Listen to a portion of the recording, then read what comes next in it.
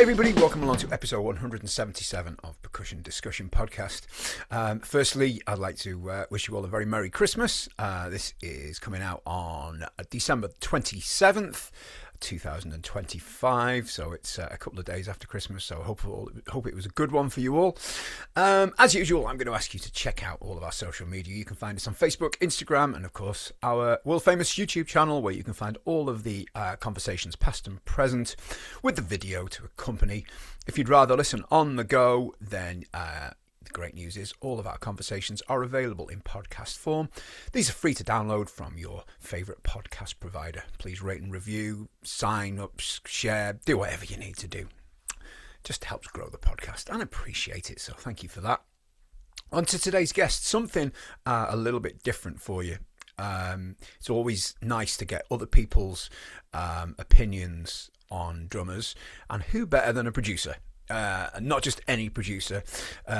This guy has produced 23 gold and platinum albums from the Blue Oyster Cult, Motley, Crue, Ted Nugent, Twisted Sister, Cheap Trick, Poison, many more. So he's dealt with some amazing drummers, obviously Tommy Lee, Bun.E, Carlos, Rikki Rockett. The names go on and on and on. I was really privileged to speak to this guy. He's not in the business anymore. He retired a few years ago, but his back catalogue is epic, absolutely vast. So it gives me great pleasure to welcome the wonderful Mr. Tom Werman. Tom, thank you so much for doing this. I really appreciate it. Pleasure. Really. Well, thanks for asking me. Oh, it's my pleasure, and it's a thrill to have you. I mean, you've kind of shaped my my teenage years, really, with some of the albums you've produced, and I'm sure you've heard this a million times before. Yeah. It's familiar. Yeah. So I didn't think I would ever be speaking to you personally, but there we go. I am. These things come about strangely, don't they? No biggie. I'm available. I'm reachable. Well, and of course, I like to talk. Well, yeah. Now, the reason I'm speaking to you, the reason I reached out is because I say I heard your audiobook. I listened on Audible, because it's you actually narrate it yourself, don't you? I do. I haven't listened to the whole thing, honestly. I've read the book 2 or 3 times, but I started to listen and it seemed to me that I was speaking too slowly, so I stopped. Really? That's interesting. Yeah. Now, it just sounds to me the perfect pace to take it in and soak it in, And is it a challenge to actually read, to read out your own book, your own words? Is it a challenge to do that? No. The only challenge was the sensitivity of the microphone and the recording booth. But I of course, by the time your book is finished or published, every intonation that belongs, how every sentence should be intoned. So that was fun. To read it was fun because nobody who didn't write the book could really properly deliver all the lines, everywhere. So it was fine, but if I moved, he would stop the tape. He would stop recording and say, "Sorry, your clothes rustled," or "Your stomach growled." It was that sensitive. And then I think they EQ'd my voice some, make me sound more commanding and knowledgeable. It worked. It worked because there's nothing worse than listening to an autobiography and it's somebody else's voice, and especially if they bring different people in and the person doing the voice just tries to imitate a different accent, and that just turns me right off. It's like, oh no, just But no. In case anybody's been living under a rock, the book is, and I've got it written down just to make sure I get it the title correct. It's Turn It Up: My Time Making Hit Records in the Glory Days of Rock Music. And it's been out, it's been a couple of years now, Tom, if I've got the dates right. I think it actually is 2 years, gone by very quickly. Yeah, but it's great. I have a whole file of emails that I've gotten and still get. people who it's recommended to them, they read it, they say, "Oh, it was a quick read. I finished it so quickly," or and they all they're grateful. It's fantastic, really. Yeah. And I think they learn something from the book too, because it's not necessarily strictly autobiographical. Of course. Well, I Yeah. thoroughly enjoyed it, and you kept me company in the gym for many mornings while I was there. And I think I've only read, well, I say read, but read slash listened to you. It was yours and Ted Templeman's, both fabulous books. Very very good. And as you say, you can learn from them as well. So anybody listening or watching, I'd highly recommend your book and Ted's autobiography again is fabulous. So yeah, thanks for writing it. Yeah, I really had fun writing it. I Mm, didn't I didn't sit down to write it. It was really just a kind of a chronological a collection of short writing uh, um, sessions and 18 episodes of a blog that I just happened on, um, and felt compelled to write to, because some guy who didn't know me and had never met me wrote a very, very personally critical review of me, mm. not my music. And I was pissed. So I wrote the editor of the blog, and I said, "Can I write a rebuttal here?" And they liked what I wrote enough to say, "Could you write us, keep writing?" So that was the core of the book, Mm. and the spine. Well, it's one I've really enjoyed, and I say I would recommend it, and I already have recommended it to lots of people. But whatever you Good. play, you don't have to be a drummer or a. I don't think you. I think you just, as long as you're a fan of music, you're going to enjoy the book. You're going to enjoy the stories. You're going to enjoy everything behind it. Your story is pretty remarkable. Full stop, isn't it? Let's be honest. It's been an It, incredible career. the career path is a little unusual, yeah, Mm, yeah. And yeah. and the departure from I'm going here in life to wait a minute, I'm going in the opposite direction. That's interesting. Well, I've thoroughly enjoyed it, but obviously this is a drum podcast, and when Yes. I emailed you, I said, look, this is perhaps going to be a little bit different from the normal fare that you would do. Right. So you've worked with some of my drumming idols over the years, and some wonderful players. I'm sure there's one or two I don't know as well. But do you, growing up as a fan of music, was I know you're not a drummer. You do. I know you play guitar, although you're credited with percussion on a fair few albums, I have to say. I did all the percussion on all of my records Yeah, except for congas. right. Do congas. It's a bit specialist. Yeah. Yeah. But yeah, anything that smacks or shakes or sizzles or scrapes, I did. So you see, you've earned your way onto percussion discussion now. There we go. That's more than earned. Yeah. So growing up as a youngster listening to music, were the did drums kind of catch your ear at all, or was it just always part of a band, part of a song, or was there anyone in particular that you thought, yeah, he stands out or she stands out? Well, I always enjoyed the drums. I'm a big rhythm guy, and I like locomotive rhythm, Mm, like ZZ Top, maybe, something that chugs along. yeah. I think the first drummer of note, or the first drummer that you couldn't ignore, was Keith Moon. Mm. You know, well, Ringo. I don't know who came first back then. I think Ringo came I would first. say Ringo, yeah. Yeah, yeah. So definitely Mm. Ringo. And he's heavily underappreciated, I think. Do you know, I He don't think he is anymore. I think he perhaps no, was now because yeah, he's the ultimate song player, really, isn't he? Sensitive to what the vocals, he's sensitive to everything that's going on. yeah, yeah.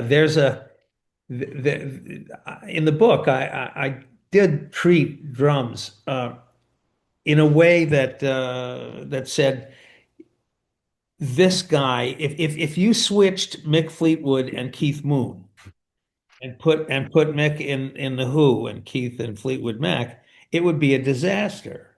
And so many of the really successful, fabulous bands that that inspired other bands had every single musician fit the program perfectly. Mm, I mean, no other drummer could have made the Who, could have driven the Who mm, along with Keith's right hand. mm. Uh, than Keith Moon, who was, as opposed to say Don Henley, uh, Yeah, who's a timekeeper and likes to stay out of the way. yeah,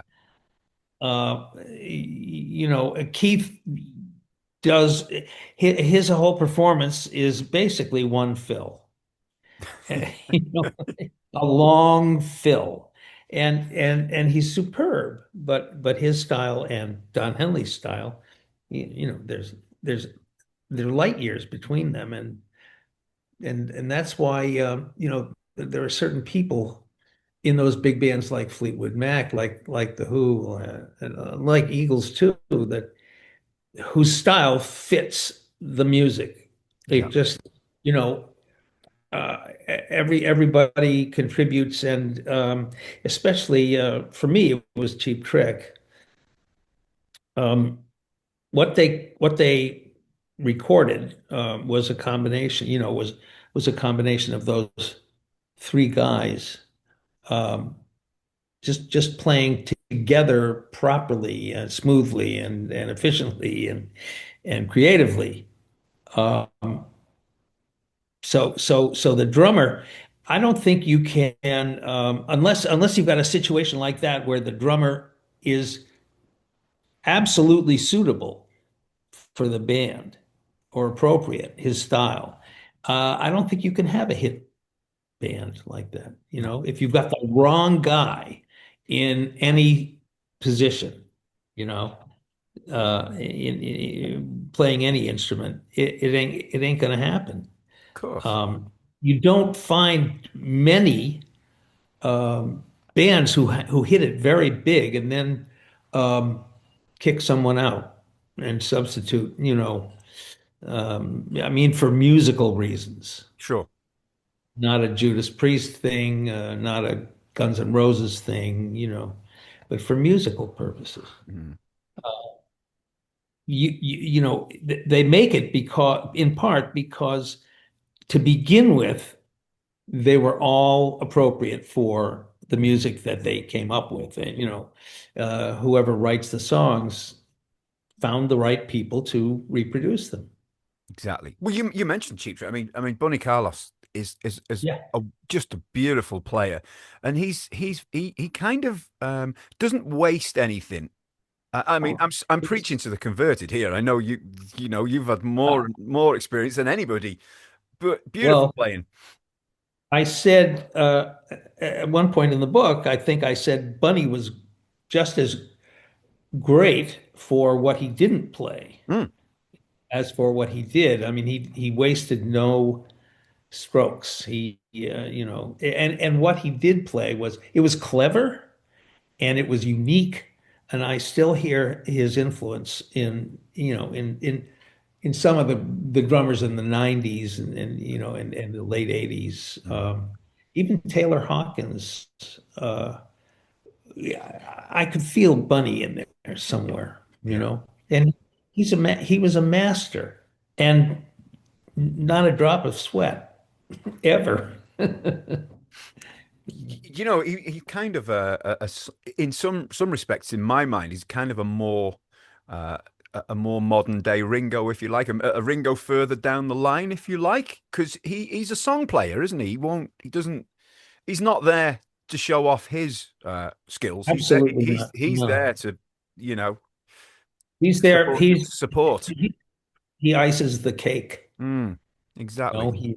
He gilds the lily, Yeah. Yeah.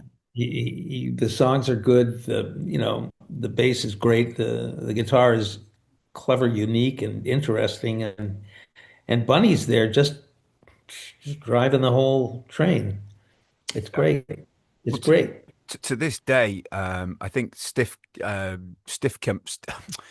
Competition is competition. one of my favorite songs. I just love it. Absolutely love it.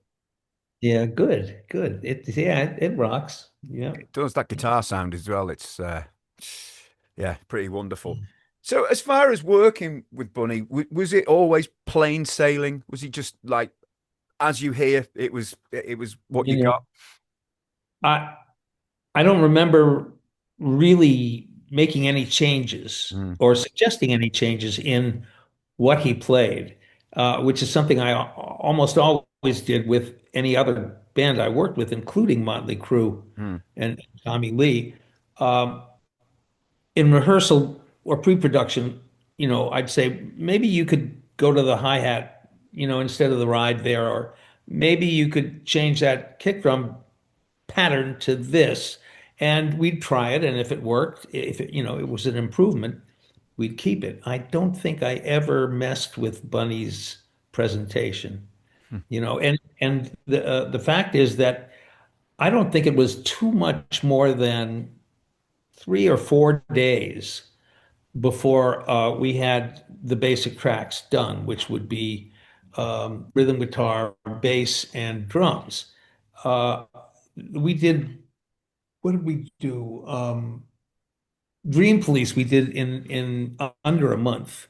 And for those days, it was phenomenal because albums would typically take 7 or 8 weeks to do, and maybe 150 to $200,000. And we just tore through that one because they had a deadline. Mm. And then it sat on the shelf for 8 months Wow. while Budokan ran out the door, you know. So, but Bunny would finish his tracks. Mm. He wasn't he didn't love to hang around. He'd finish his tracks and he'd say, "Werman, is that it?" And I'd say, I think so, Bon. If we need you, we'll call you. And he hung a sign on his uh, kick drum that said "Gone fishing," and and he would leave and go back to Rockford, and that was all I saw of Bunny, except when we were on the road.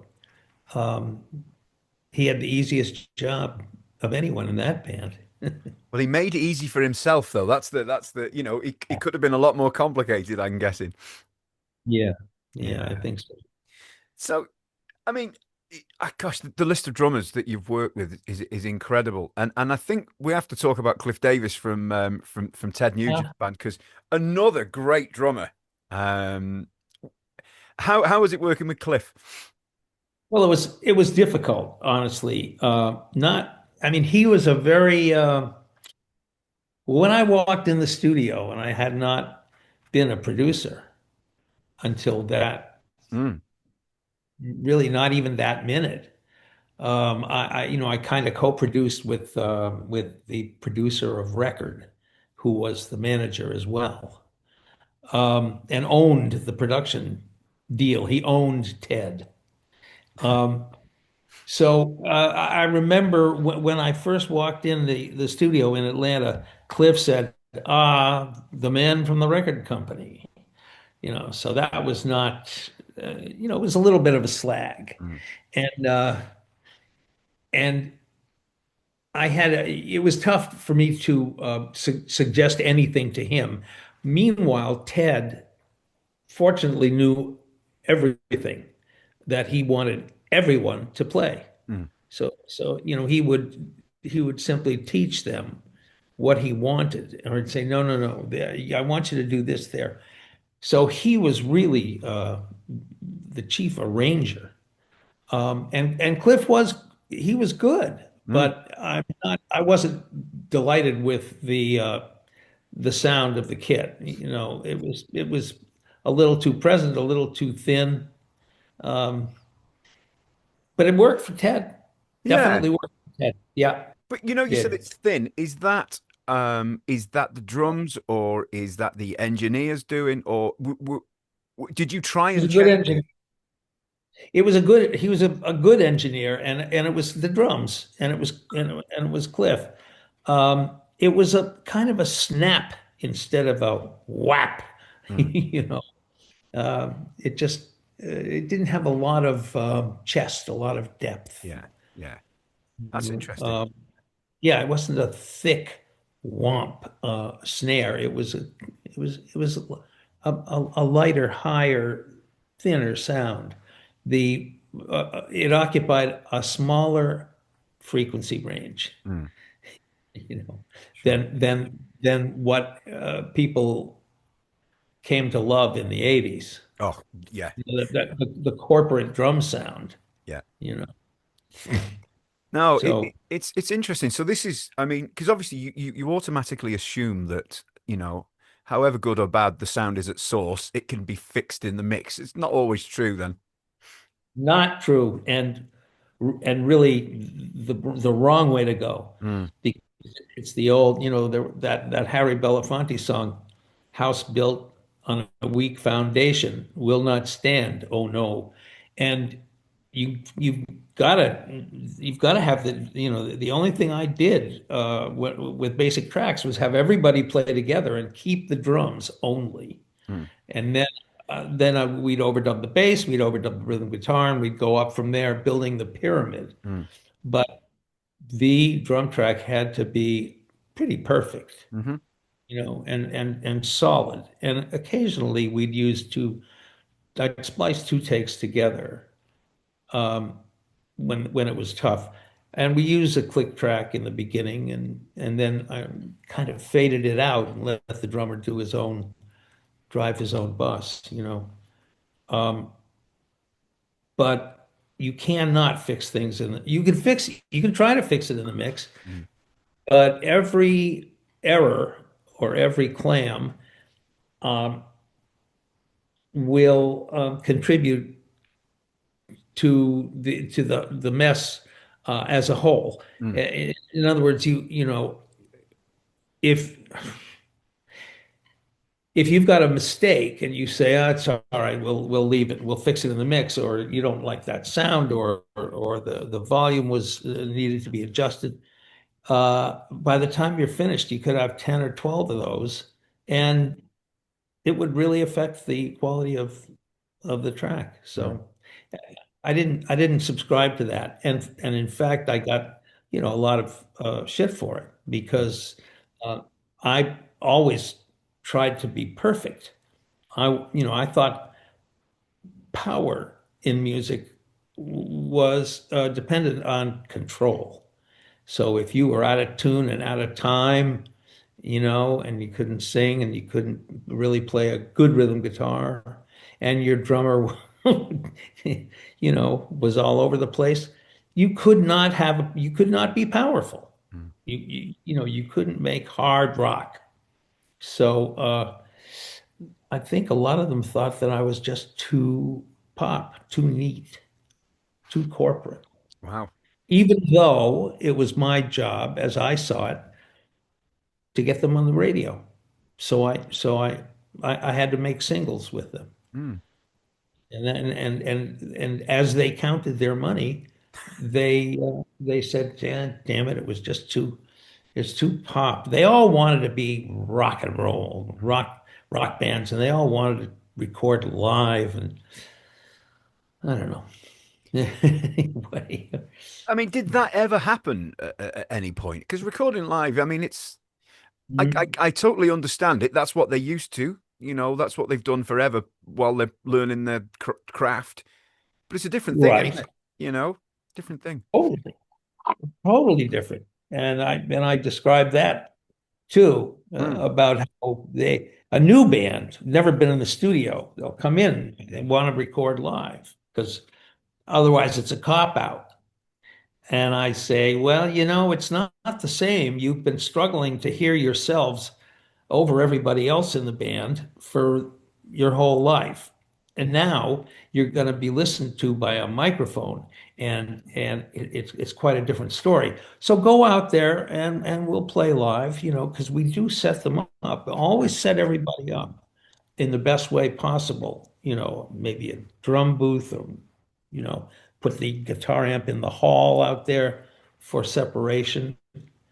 And they'd come in and listen to what they recorded, and they faces would turn ashen white, and, and they say, "Holy cow!" Because it's a microscopic situation with a studio mic, mm, and they heard errors that they just couldn't hear with a human ear. mm, of course. So, so they would always say, "Okay, we'll do it your way," and that's why, so many times you'll go to back then, you'd go to a concert and say, it doesn't sound at all like the record. Where are the backing vocals, and where's the, you know, uh, Interesting. Interesting. And and because you can get perfection in the studio, yeah. and it's wow, what a great band. And then when they play live, not quite so great. Yeah, you kind of make a rod for your own back, don't you? I suppose in that respect, you know. And if you Yeah. do need to reproduce it, then you're going to be bringing in auxiliary members in the band, and budgets are going up. And yeah, interesting. Yeah, no, I didn't like to bring in ringers. Yeah. Excuse me, went down the wrong pipe. Um, no, everybody in the band played his own. So you'd even if you were struggling, you'd stick with them, and that was that. They'd all Yeah, play their own parts. Yeah. yeah. Rikki Rockett Yes. from Percussion. Yeah. He's the first to admit that he's not the greatest drummer in the world, but he worked hard. I actually had Bun.E come into the studio and help him out Wow. with one particular fill that he couldn't get, but we all wanted to hear it, including Rikki Rockett. Hmm. And Bunny was great. He came in, he was in town for something, and he worked with him, and Ricky achieved it finally. I had a couple of guest guitarists, uh, two session guys, Hmm. really. Um, and I think I had a harmonica player, and I had always had outside keyboard guys Sure. Sure. because none of my bands had keys, really. Yeah. Yeah. Yeah. Very few. Ah. Now, I'm just jumping back a little bit, and we were talking about sounds at source. When you had a band set up, could you tell straight away, even before the microphones went on, that the sound was good at source? Did you develop an ear to hear a good sounding drum kit, a good sounding guitar amp straight away, and you think that's going to record well? Sometimes, Mm. yeah. I mean, as time went on, um, we could struggle. With Kristen Sister, it took 3 days to get a rhythm guitar sound. It Wow. was hell. Yeah, it was hell. Um, Drums weren't that bad most of the time. If you just changed the position of the mic Mm. on anything, or stuffed the packing blanket into the kick drum, or changed the skin, then you could get what you needed, Yeah. Yeah. and then you put a couple of mics across the room, and that was always fun. Well, I have to say, on Stay Hungry, people some don't like the sounds, some do. I really like the drum sounds on that personally. I think it sounds great, and it's Cool. an album that I bought in a probably because I think it was 80, was it 84 or 85. Stay Hungry, I can't remember. But I bought Yeah. it a little bit later. I bought it probably around 86, 87. So it'd been out a couple of years, and I love the drum sound on it. I love the album full stop. Um, Good, good, good. including the guitar sounds, I might add. Uh, Yeah.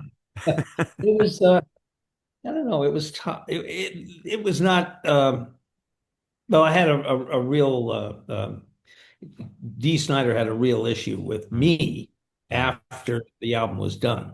I mean, he literally walked out with a smile and was happy for the entire process. And then as soon as he got out the door, he started saying I ruined the album, which sold 6 or 7 million copies. I don't know. It didn't ruin his That bank was account, did it? that was a strange thing. Mm. I didn't. Yeah, I'm glad you liked it. I didn't think that it was particularly sonically compelling album. Well, Yeah, I think if you like an album, you like an album, and you like the songs, and you know. yeah, I mean, yeah. ironically, I think it was he wasn't come out and play. It was the album after that. They went to. I think the drums weren't real. They were programmed drums on that one, which is I think Joe Franco. Peter Dirks Yeah. used that, and it was strange. Yeah. Hmm. He uh, Dee was outraged that I suggested they do a cover song Really? on the album. I wanted them to try a Saxon song Hmm. uh, called "Strong Arm of the Law." I I know it. think Know it that well. was the title track. And he went nuts. He said, "We've already toured with Saxon. Why should I play somebody else's song? Why should I cover a song?" Next album, first single, Leader of the Pack. Yeah, yeah. I mean, come on. So that's the kind of stuff that I had to deal with. Uh, and then we it'd be remiss to not talk about Motley Crue because Oh yeah. I like drummers who have a thumbprint that instantly recognizable. You've mentioned Oh yeah. Ringo. You mentioned Keith Keith. Moon, John Bonham. There's Roger Taylor from Queen. He has another one.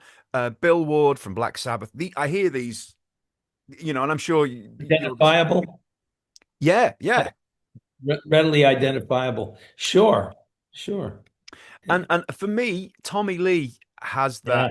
that thing, whatever it might be. Mr. Four on the floor. Yeah. He was a slammer, but he had really good meter.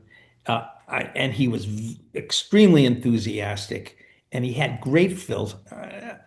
He was wonderful. He's my number two.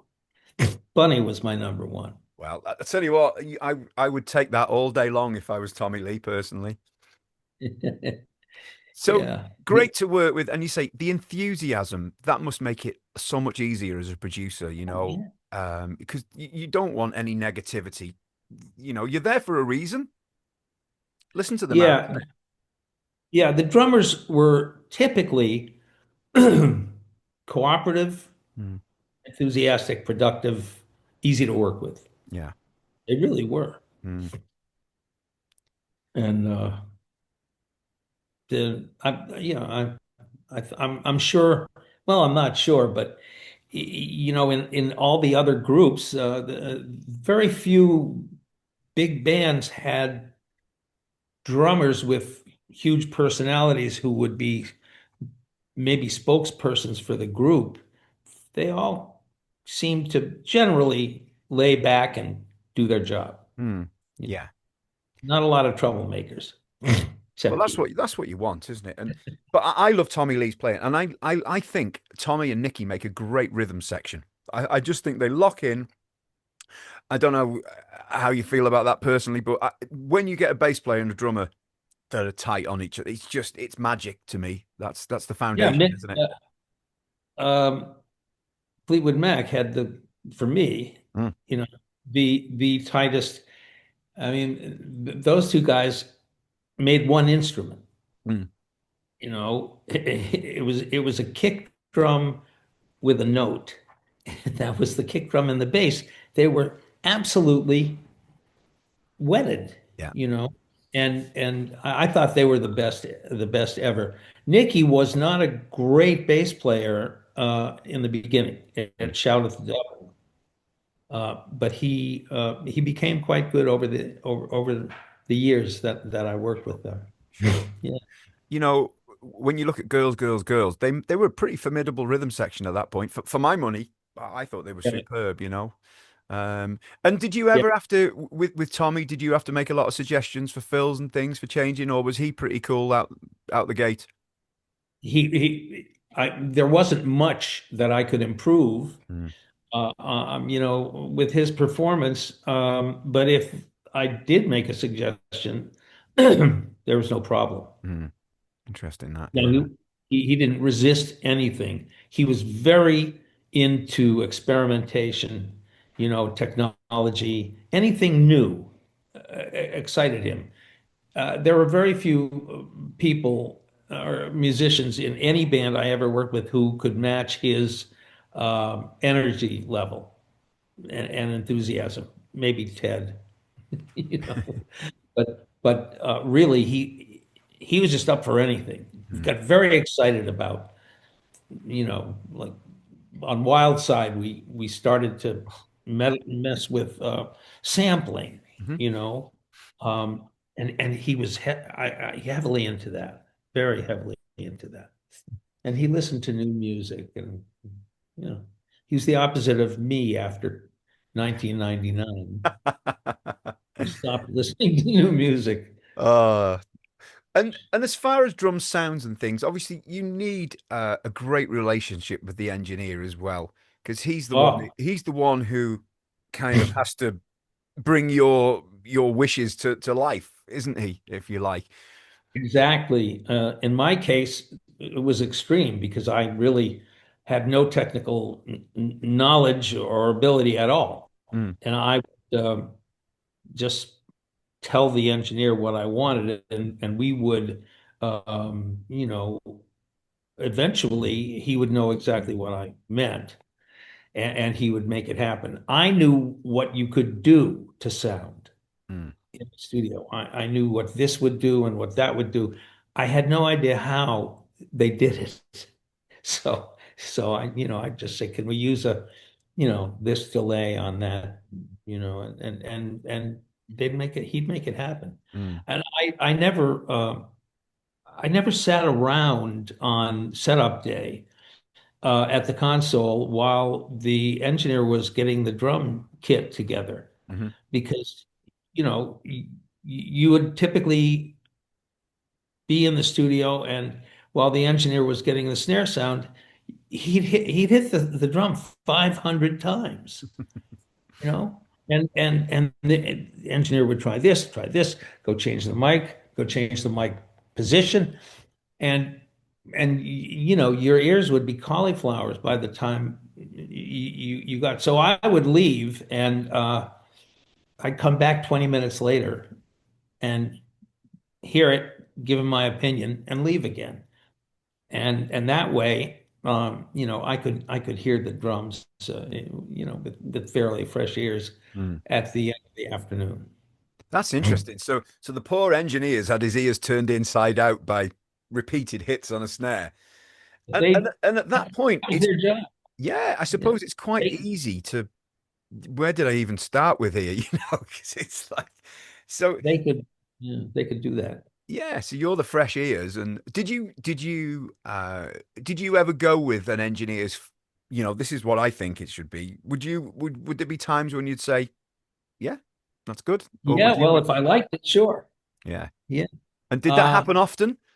yeah, well, just by his setting up and getting a sound, Hmm. that was his thing. Hmm. So yeah, I automatically accepted it. And then perhaps we could have a little more crisp top on that snare, Hmm. and not so much boom on the floor tom, or just little Yeah. things. But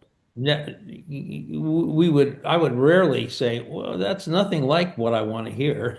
Yeah. Yeah. we Gary Ladinsky and I did, I think, 16 albums together, and we were finishing each other's sentences by number 10. That's a long time together, isn't it? In hours and days and however Oh long. yeah. Yeah. Oh yeah. Hmm. I suppose with like you say, booming floor toms and things, you're eating into bass guitar territory there as well, aren't you? So I suppose you've got to be careful of, you know, sh- Well, yeah.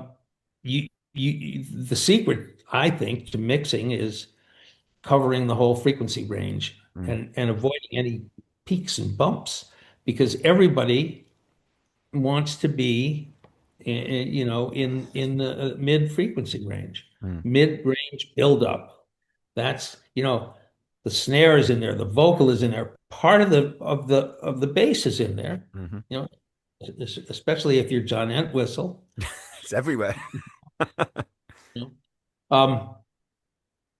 I don't know. With Tom Peterson, he used ultra high and ultra low speaker cabinets. So high watts for the top and Galleon Krugers for the Oh, bottom. yeah, yeah. Big bubbles. And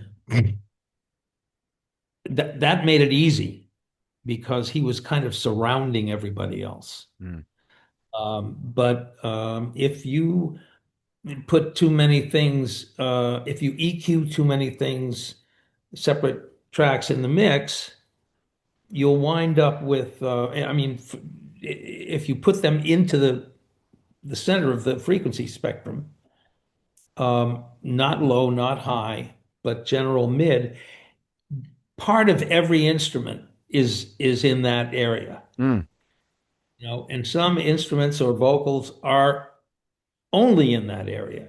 So everybody's fighting to be heard mm. in there. And if you take that record home and turn it up, it'll hurt. Yeah, But if it's well mixed and the whole frequency range is occupied correctly, then you turn it up and it's loud. And it'll fill the room, but it won't hurt. yeah. So that it took me a long time to learn that. It is a real art form, isn't it? There's no there's no quick route to that. It's all about these, isn't it? Well, yeah, some people are sound smarter than others, but I listen to the radio to FM stereo when I was just starting Mm, in the record business, or just starting to produce, and I would listen with earphones to FM radio, and it was stereo, and it would just sound magnificent, mm. and it breathed, and it just. I said, geez, these mixes are so much better than mine. Mine just sounds so flat. And and then eventually I heard for the first time one of my mixes on the radio, and I said, "Whoa, what did they do? That sounds fantastic." And it was compression. Yeah, It was all compression. And I had no idea what compression was, and you learn. You just learn. that's remarkable. I love Yeah. that. That's fabulous. And there's one thing I wondered if you ever saw a band live, Yeah. um a band Yeah. that you've recorded, and I'm sure you've seen many live, obviously, but would you how would you always feel about the sound, the live sound? Would you ever go, I wouldn't have done it like that, or did you ever have an opinion on the live sound? Well, sure, sure. Um, I thought Cheap Trick was just unbelievably loud, Yeah. distorted. Some things get so loud that they lose their pitch. Mm, It's like a Doppler thing. Um, I had to go out the second time I saw them. I had to leave the club and stand outside the front door to hear the songs properly. And I wow. could hear them. Yeah. But if I went into the club, it was just it was really, if it's too loud for me, it was really too loud, I think, for most people. And then there were others who were more balanced, more careful, not wimpy. Mm, Uh, it's great to hear a band live that's where you can hear everything. That the best that I'm afraid to say is the Eagles. well, They reproduce their records on stage yeah. like almost perfectly. It's almost, I You mean, know. I've seen the Eagles live a couple of times, and it's It's almost too perfect at times. Yeah, I I think it know. needs a bit of edge because when I've seen them, Don Henley started on drums before he comes Yeah, forward, and then Scott Crago uh, jumps on kit. And when they started, I was with my friend. I said it's a bit gutless. It doesn't really, and I couldn't really hear the bass guitar. And then when they swapped drummers, it came to life, and it was like, yeah, there we go. Everything, all the compressors lit up, and everything was away. But yeah. it was a bit too perfect for me. I want to hear a little bit of, don't know, a bit of grit or something. I don't know. Yeah, well, they weren't a rock and roll band. No, but even so, I Yeah, don't know. They were yeah, magnificent, of course they were, but yeah. We saw them. Have you ever been to the Sphere in Las Vegas? I've never been to America, I'm embarrassed to say. No, you need to come. Well, It quick before it's ruined. well, Uh, yeah. the Sphere. Well, I won't go into it, but it was the most stunning audiovisual presentation I've ever. Hold on one second. I'm Sure. sorry. No, it's okay. I can't. All right, I'll have to call her later. It'll stop in a minute. Um, it was the best presentation of any kind I've ever seen, and it's just beyond belief what they can do. Mm. Apparently, there are 140,000 speakers Wow. yeah, it's a 22,000 seat, uh, like a planetarium. Mhm. It's a globe or half a globe. Um, and it's every inch of it is projection. So there's no blank wall, just wall or ceiling space anywhere at all. Wow. It's it's all anyway. It was fantastic, and the Eagles were a perfect band for that venue. Mm. But I know what you mean. I have a friend who was the once the music critic for Rolling Stone, and he reviewed one of their shows in New York, and he accused them of loitering on stage.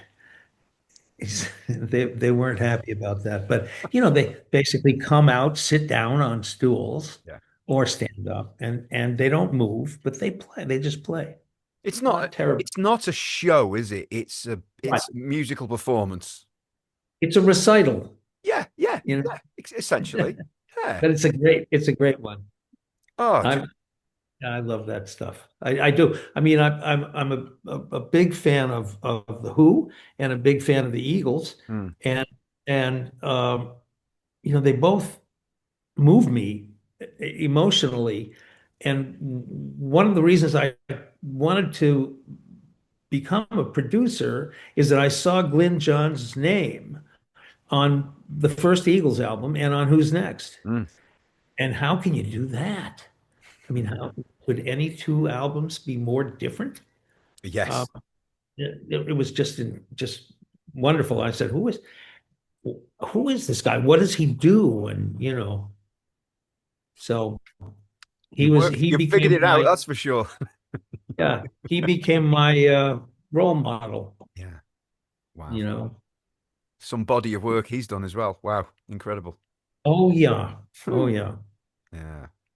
And one thing I was going to ask, does the producer get involved with the track listings on albums, or is that somebody else? The sequencing? Hmm.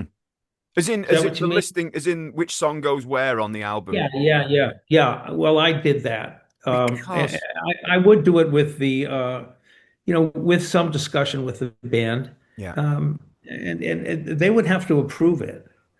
As they approve, I had to approve all the mixes too, which was a way of my protecting myself. I had some representative or the head of the band in the studio or to I had him listen to in those days a cassette of the final mixes, and he would say, okay, okay, go. So that if they hated it later, hey, you approved it, Yeah. you know. So that was a little bit of a defense maneuver. I get it. I Um, get it. But I have to say, and I'm so glad you've said you were a part of it because for my money, two of the best opening sounds, which is a real punch in the face, is Wild Side and Girls, Girls, Girls. I mean, as far as opening tracks go, Yeah, it grabs you yeah, by the throat. I remember the first time I heard the album, it was like, oh my God, I was blown away, absolutely yeah. blown away. Wild Side, that's my number one Oh, favorite Motley Crue song of those of the yeah, first three album, the second, third, and fourth albums. amazing. Um, yeah, I love that. I think that's a real I don't know a tour de force of Mick Mars especially the right hand the rhythm he puts out on that and Tommy was explosive. Yeah. It was good. It was really good. It just works.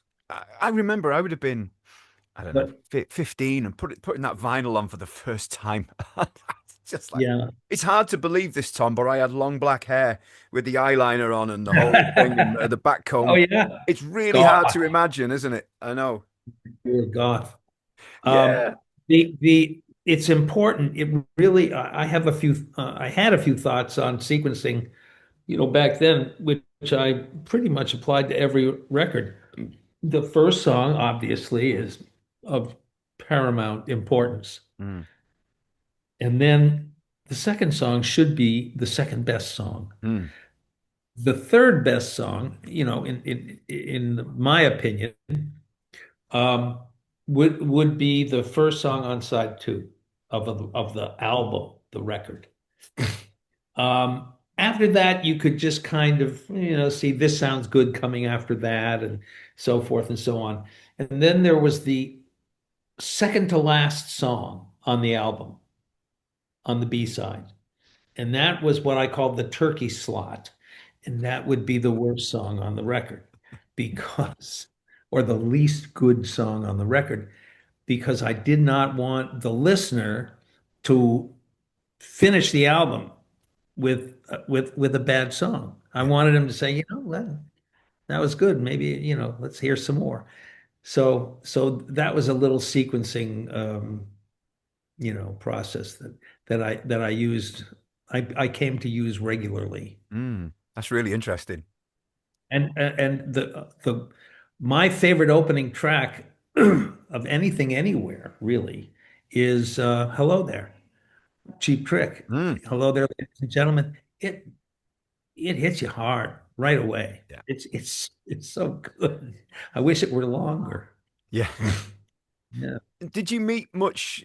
You said it was a conversation, obviously, with the band as well. But would they generally Yeah. go along with your suggestions for the track listing for the programming? Yeah. Yeah. You know, people people ascribe much more power and influence to producers than we have. Mm, We have very little. They hire us, they pay us, they can fire us. We work for them. We're not the label. The label has the last word, really. We can't force the band to do anything. And if the band says no, then it's no. You can try your best to convince them. But if you don't, that's it. You lose. mm. So you have to be pretty convincing. But there weren't very many no bands, bands that just said, I don't like any of his ideas, or, that didn't happen.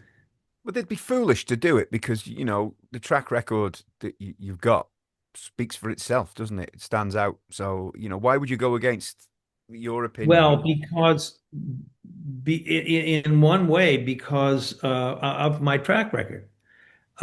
Because like in the case of Twisted Sister specifically, I think that it was a reluctance to give credit to anybody else for the success of the album because Dee Snider had been at this for 10 years, you know, and they'd been grinding themselves on tour for all that time. and not doing anything really significant until Stay Hungry, and bang, this is it. And he said it himself. He said, this guy comes in here, he's had multi-platinum and gold records, and we're supposed to listen to him. There's resentment there. Mm. Yeah. So your good track record can piss them off. Yeah. That's strange, isn't it? Why book you in the first place if that's the attitude? They That's another problem. They didn't. Ah, Doug Morris did. The president of Atlantic Records called me and said, "You're the only person who can make a hit with this band. mm, Please do it." Oh, okay. You're the president of a record label. I think if you want me to do it, I should do it. yeah. And and also because the full weight of the company will be behind it Mm. because you're in charge. You, Doug Morris, you picked me. So So if you hear we're not going to take it on the radio in the car, how does it make yeah, you feel these days? Are you still happy about it? And yeah, I think I'm critical of it. mm, You know, I think it's okay. I wonder why it was so big. Uh, um, I never thought much of the song to begin with. mm, Honestly, it wasn't my style. yeah. Uh, you know, but he's made a big deal out of it. He said he had to get down on the floor and beg me to do it. You you didn't have to do that, even if it was true, Mm, because I didn't have the power to say we're not doing that. mm, mm. That's Interesting. that's just it. But yeah, no, I hear other songs on classic rock radio Yeah. that I did that I really enjoy hearing, that one not so much actually. Turn the radio over when that one comes on then. And there's one more thing I'd like to touch on because I find this interesting. Obviously, drum sounds and studio sounds changed so much over kind of a 5 or 6 year period from like 82 to 87, like was the heyday. You know, Yeah. um, massive bombastic snare sounds and very processed chorus heavy, guitars. Did equipment change a lot over that period to facilitate this, or was it just different ways of using the existing equipment, for the engineer? Or did new things Yeah. come along? Oh, they've developed outboard gear at a lightning pace. Yeah. When I mixed, the first mixing experience I had was the first Ted Nugent record, and we had three pieces of outboard gear that we could use. Mm. That was it. We had a phaser, echo, and tape slap. And that's it. Those were the effects. That was it. So later on, it just went Yeah. right over my head. Everything. I only did one out of 52 albums digitally. Wow. Uh, yeah, and it was late. It was the Poison album, Wow. 89, 90, somewhere around there. Oh, that was digital. Yeah, Wow. Okay. Right. little crisp, little crisp. Yeah. Uh, Um, but I did it that way because I knew there would be a whole lot of punch-ins mm, and correcting. It took us most of an afternoon to do Cece's guitar solo on Nothing But a Good Time. mm. And it was a 30-second solo, you know. Punch, punch, punch, punch, let's start again, punch. So if I had used an analog machine, I probably would have gotten calluses on my fingertips from pressing record and stop and rewind anyway. Incredible. So Well, I wanted, when you said when you emailed me and we talked about a drum mm, conversation, I wanted to ask you about "Take Me Home," Phil Collins. mm, I think is for me that and well, four or five Who songs Oh, are my favorite, most impressive drum. That I don't know what if any of it was live. I don't think all of it was live. I think there, but in the beginning, you can hear at least three separate rhythms mm. go different drum tracks. Yeah, And then at the end, he comes in with these monstrous, an incredibly unique fill yeah. that he just does it over and over again. And you try to memorize it, and it takes you 10 or 15 times before you say, oh yeah, yeah. Yeah. And I think he is, he's it for drumming. Yeah. Or at least if he can't do it, and he obviously can't do it now, but if he didn't do it himself live, he was one of the most creative, Oh, uh, it's absolutely. pattern guys. I mean, what he played, I don't know. I really like him. And another one with his own thumbprint. He, Oh yeah, yeah, again recognizable. I have a real passion for drummers who, you just got you hear it and yep, I know who that is. Another one, and and a similar era from the guys that you've worked with was Neil Smith from the Alice Cooper band, who I really love Neil yeah. Smith playing. Oh, terrific. And again, I hear it and I'm like, I know who that is. I know, even if it's an Alice Cooper song I don't know, it's like that's got to be Neil Smith. Yeah, yeah. Yeah. That is interesting. Well, yeah. I don't know about. I was thinking about Charlie Watts. Mm, Can't say that much, really. Um, really good, right for the song, no hmm. question. Yeah. Help the song, you know. Um, but another one who basically stayed out of the way, Yeah. you most of the time. Um, As a I don't know. producer, would you rather have that, or would you rather have somebody like Tommy who's in your face and powerhouse? Yeah, Which I'd much I guess rather it have. depends on the song, I guess, and the band, I suppose. Yeah, it must have been. It must have been. I can't imagine how difficult or easy it would have been with Keith Moon. Mm. You know, it was the most, just simply the most astonishing drummer in rock. I think. I mean, Yeah. and I love his stuff. I love, I became a Who fan with Live at Leeds. Oh, yes. And from then on, I didn't know anything about the early Who. Um, but when we got to Tommy and Quadrophenia,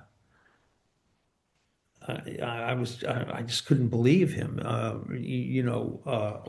Who's Next with Won't Get Fooled Again, that Oh, wow.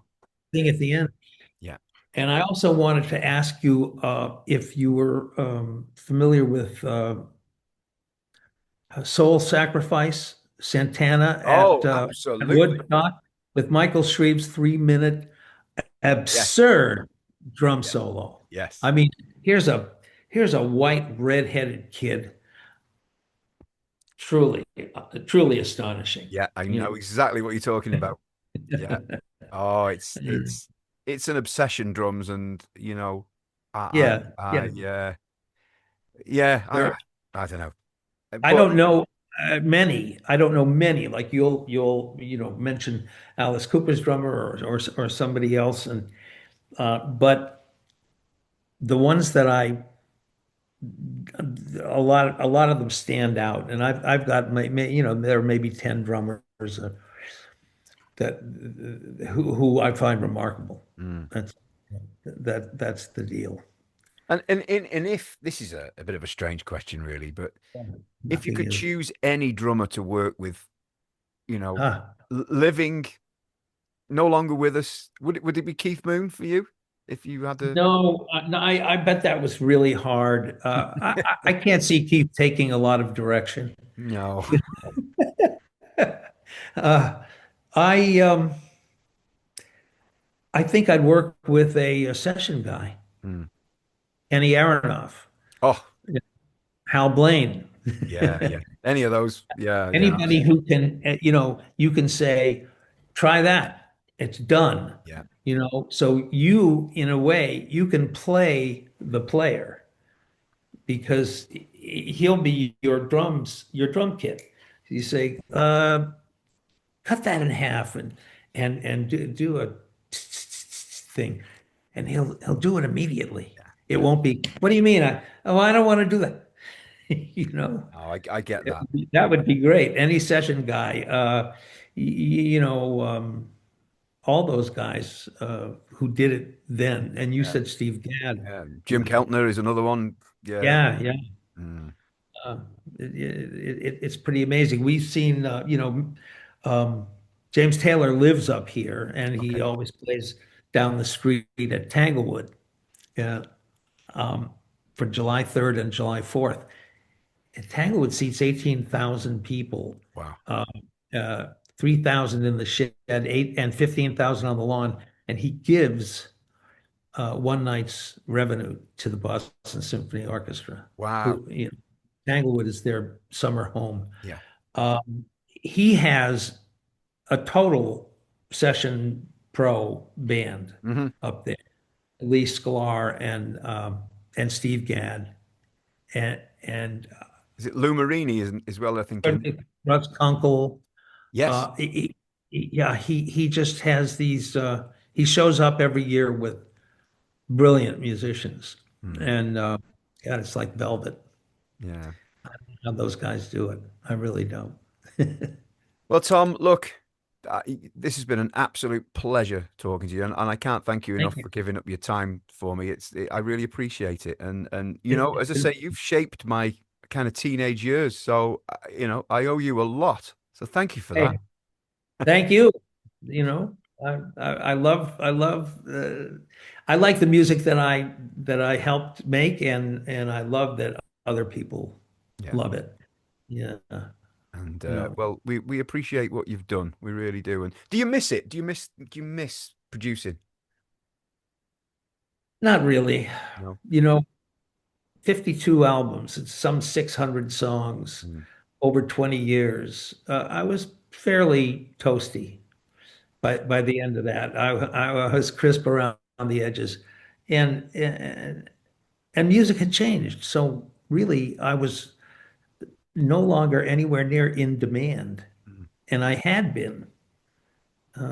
So I had gone from, in the space of 8 years or so, I went from to saying, listen, if you want me to produce your record, you'll have to wait till September, okay? Because I'm going to my summer home in Nantucket for 6 weeks, and okay. I went from that to, you know, what am I going to do for the next 3 months? I finished this new band for Geffen Records or something, and that wasn't a hit, and I just didn't get, Mm. it was embarrassing for a Seattle band to work with a producer who had worked with Motley Crue. Mm. They were an embarrassment at the time in the 90s. Now they're classic, Yeah, you know. of course. But I was ready to do something else. Yeah. And also, LA had too much traffic. Mm. Would you? This is just something I thought of now. If obviously when the Seattle scene came in, if you had had your chance, would you have? Do you think you'd have enjoyed doing something like Pearl Jam or I don't know whatever band it might be, Nirvana, or would it have been against your? I think Nirvana would have been fine. Mm. Uh, Most of them, not the new wave bands, alternative bands, I think would have been fine. Mm. Not punk, Yeah, not punk, um, because they came to resent or want to avoid perfection, yeah, yeah. because that was too corporate.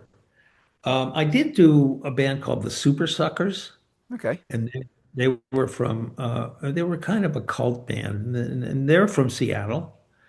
Um, and I liked it. They liked it. It didn't happen, but um, I thought there was a lot of good stuff coming out of Seattle. Mm. Um, but it still had to be. I didn't relate that much. The classic example was the Beastie Boys, which I went to my daughter's room and asked her why she was listening to that. And it sounded like it was recorded in 5 minutes, and she nodded her head and said, "Yeah, right. That's just it." Yeah. Oh It's no, anti everything, isn't it, for you? That's just everything I know is wrong. yeah. Yeah. Tom, this has been an absolute pleasure. Thank you so much. And so Thank you. again, everybody listening, watching, please check out the book, either on audiobook or buy it and enjoy it as much as I have. So there we go. Thank you, Tom, and Okay. I'll speak to you soon. Take care. Bye bye. Bye-bye.